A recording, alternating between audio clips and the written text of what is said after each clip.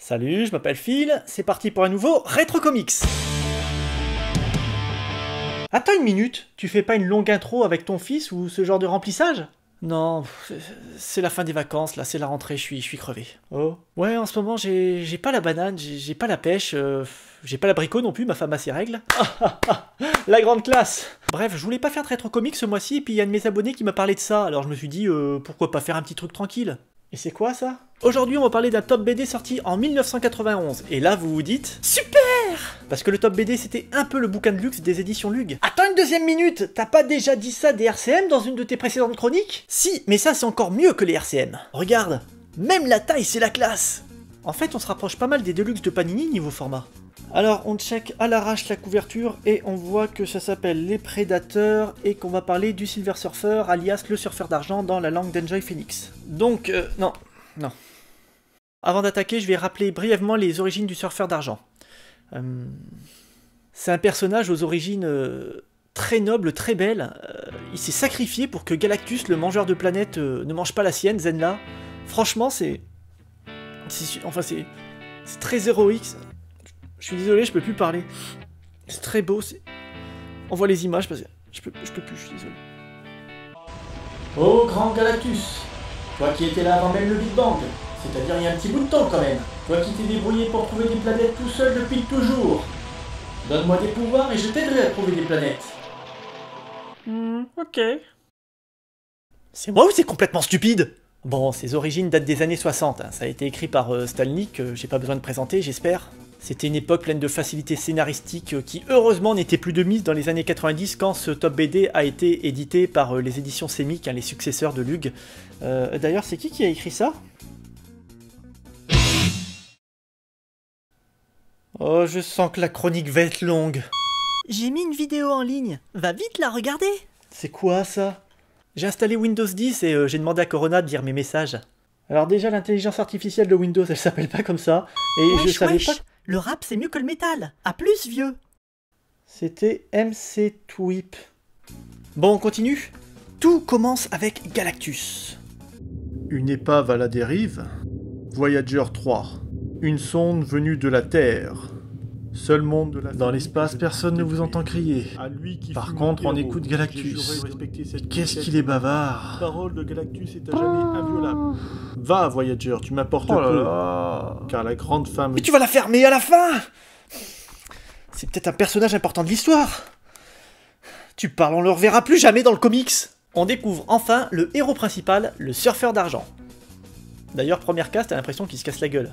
Wow, nom de Dieu. Le surfeur part rendre visite aux 4 Fantastiques. Les 4 Fantastiques, vous connaissez, hein. Leurs origines? Bonjour, je suis Red Richards. Je compte partir dans l'espace avec ma copine, son frère immature et un pilote d'avion dans une fusée dont la construction n'a pas été achevée.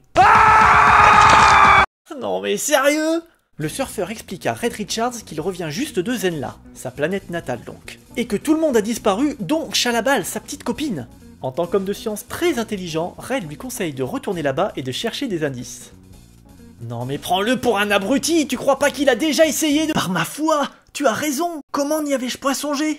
Oh de Dieu, j'en suis qu'au premier chapitre et j'en ai déjà marre. À peine le surfeur parti, Red se fait attaquer et capturer par des extraterrestres, tout comme le reste des terriens avec des pouvoirs. C'est-à-dire les X-Men, Spider-Man, Fatalis... Oh non, pas motherfucking Fatalis! Ce bouquin vient de perdre toute once de crédibilité. Allô les éditions Lug, je souhaite être remboursé. Comment ça, ce numéro n'est plus attribué? Passez-moi le général de Gaulle. Les extraterrestres sont aux ordres de Mrangomu. Oh mince, j'essaye de faire un jeu de mots avec son nom mais j'y arrive pas. Mrangomu, le seigneur des esclaves. Ouais. Oui, c'est comme ça qu'il se fait appeler. Non, il n'y a pas de blague, on n'est pas obligé d'être rigolo à chaque fois. Les héros capturés essaient de se défendre, mais le méchant les éclate avec une baffe. Ouais, pas de super pouvoir badass ou un truc de genre, non, juste une grande paluche dans les dents. Colossus, Miss-Hulk, Namor, bing, KO.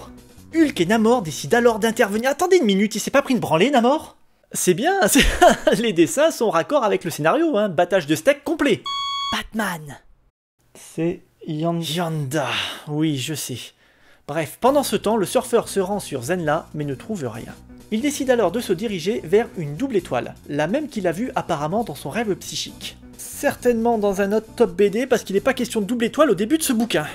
En suivant les étoiles, le surfeur tombe par hasard sur Neya, la fiancée de Mrangomu. Oh non mais je trouve rien du tout. Qui tente justement de fuir Mrangomu. Pourquoi? Elle est poursuivie par les sbires de Monsieur Mu, qui apparemment ont volé le vaisseau d'Albator.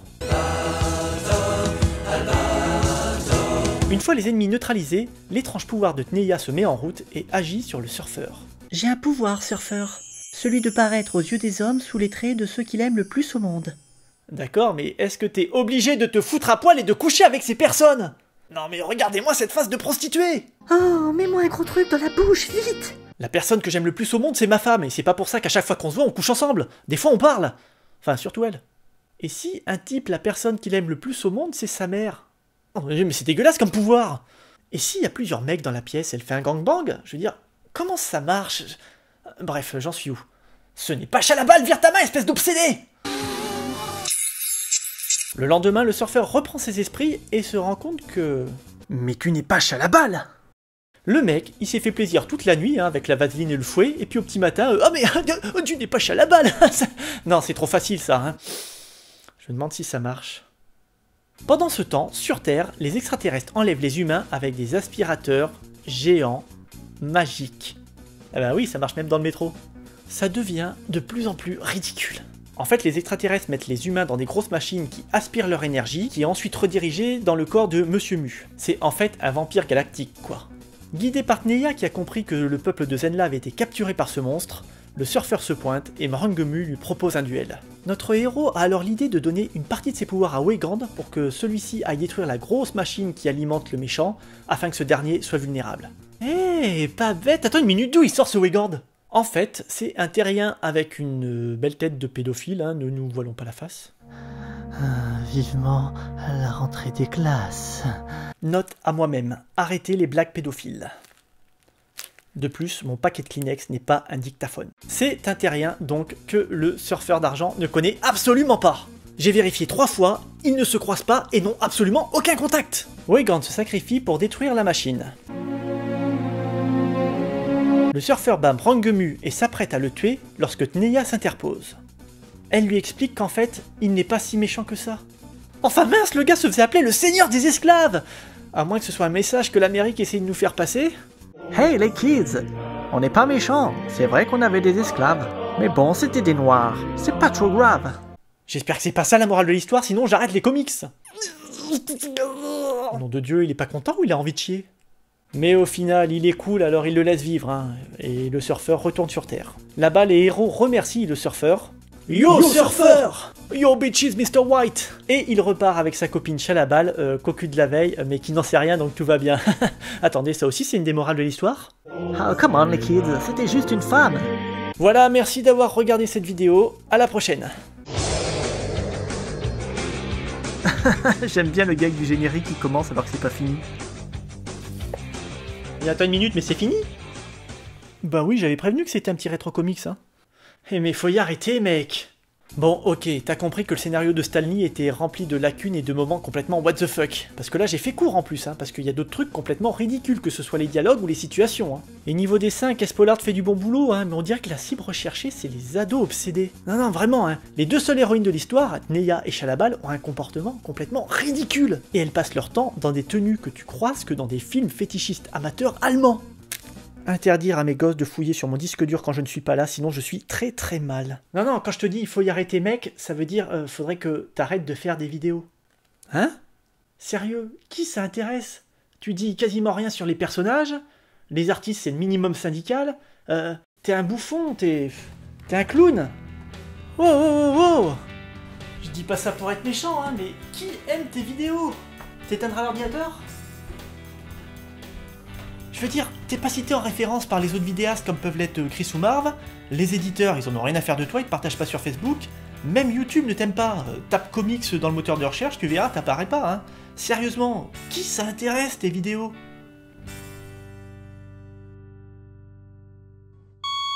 Bravo pour tes 1700 abonnés, c'est sympa ce que tu fais, continue.